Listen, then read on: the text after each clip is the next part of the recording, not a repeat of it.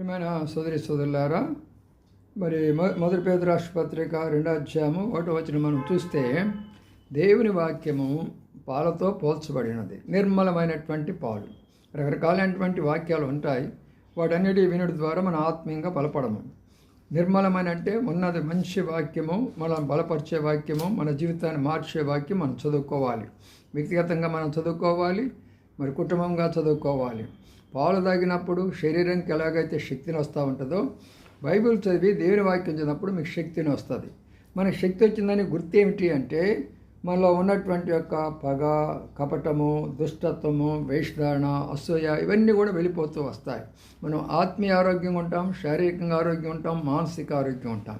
కాబట్టి ఈరోజు నుంచి దేవుని వాక్యము ఇక్కడ మరి నిర్మలమైన వాక్యం అని పాలు వల్ల పోల్చబడింది. పాలు తాగుతాం. ప్రతి ఒక్కరం కూడా బయటకు వెళ్ళేటప్పుడు పాలు తాగిపోతాం కదా. ఈ పాలు